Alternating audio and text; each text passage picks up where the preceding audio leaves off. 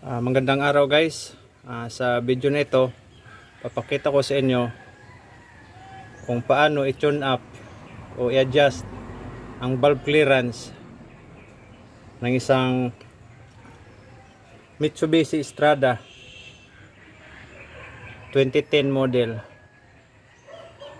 May makina siya guys na 456U Mitsubishi. Pero bago tayong patuloy guys, kung bago ka pa lang sa channel na ito, paki-subscribe, paki-hit yung bell icon para ma-notify ka sa susunod kong mga videos.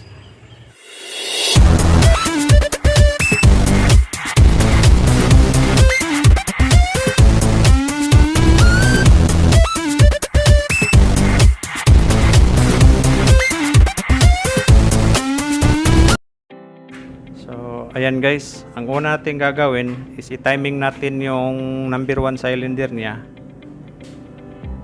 Yan yung ginitan ko. Yan yung timing mark niya. Tsaka yan yun yung timing niya. So, naka-timing na siya guys sa cylinder number 1. So, ang gagawin natin, guhitan natin siya. Yan, sa baba. Yan. Bali, hahatiin natin siya sa 4 guys, yung yung guguhitan natin para mamaya pag nag-tune up tayo, pag iniikot natin, hindi na tayo mahihirapan pa guys kung saan yung top dead center ng number 1, top dead center ng cylinder number 2, top dead center ng cylinder number 3, at top dead center ng cylinder number 4. So yan yung gagawin natin guys para hindi tayo mahirapan. Tapos yung valve clearance nya 0.09 yung intake side niya, tapos yung exhaust side naman is 0.14. Yan yung dapat na valve clearance niya guys. So ito, naka top dead center number 1 siya. So yung i-adjust natin yung 4 na rocker arm. Yan. So ang gagamitin natin para sa pag-adjust sa adjuster screw niya guys is 12mm back wrench or socket at saka star screw. Yan.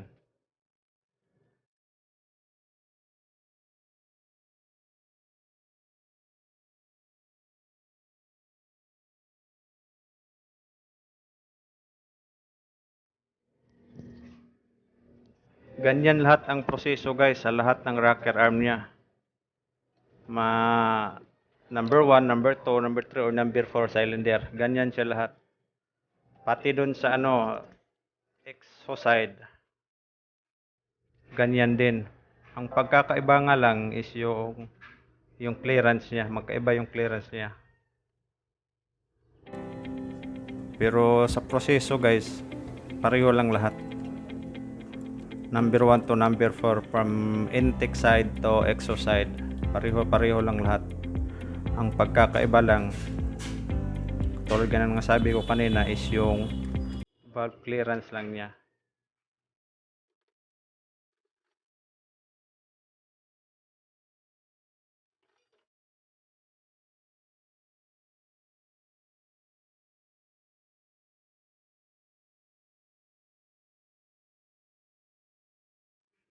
Yan guys, dapat pag pag sinukat mo na sa filler gauge niya is yung wag masyadong maluwag, wag din masyadong mahigpit. Dapat yung pag pinasok mo yung filler gauge niya is parang may kaunting drag siya.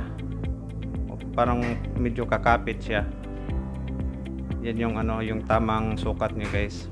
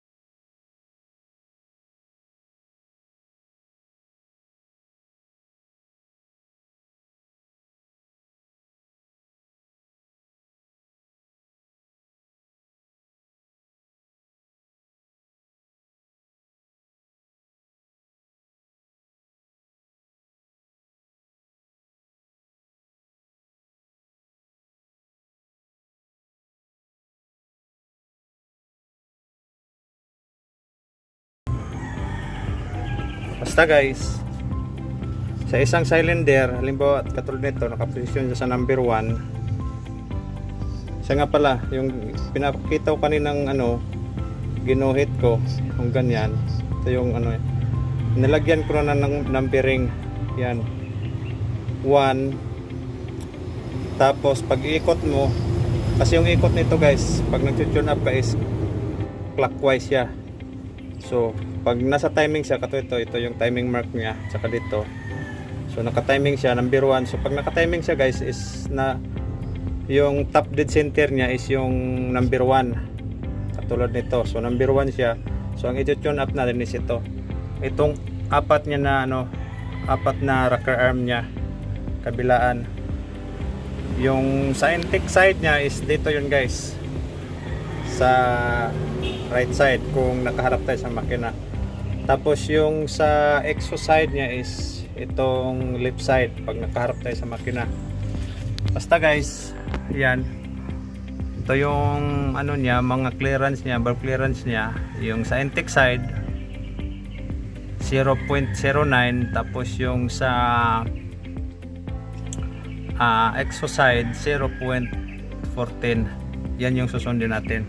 So ito, dapat dito intake side is 0.09, tapos dito sa exhaust side nya is 0.14. Yan yung clearance na yan. Pagkatapos yung markahan guys, lagyan nyo na ng 1342 kasi ganyan yung firing order niya, 1342. So lagyan nyo ng numbering para hindi kayo maguluhan. Yan, number 1. Tapos sa susunod na ginuhit nyo is number 3, and then number 4, and then number 2.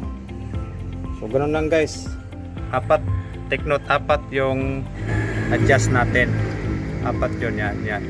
Tapos pag inikot natin, tulad niyan, ikotin ko guys para makita nyo. So number 1 siya, dapat pag ikot guys, clockwise. Yan, pag inikot yan.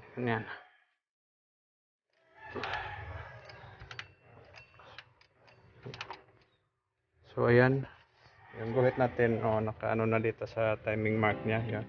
So number 1, number 3 yung susunod na titingnan natin, yung i-adjust natin kasi yung firing order nga niya is 1342. So bibilangin ito 1, 2, 3. So ito na yung natin sa cylinder number 3. Yan.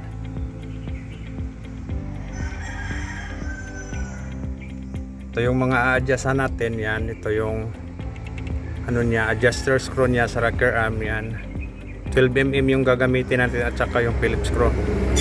Tapos yung natin, yung failure gauge natin in between camshaft at saka yung bearing ng rocker arm. So ayan guys, yun lang. Sana may natutunan kayo sa video na ito. Paki-subscribe, paki-hit yung bell icon para ma-notify ka sa susunod kong mga videos. Thank you.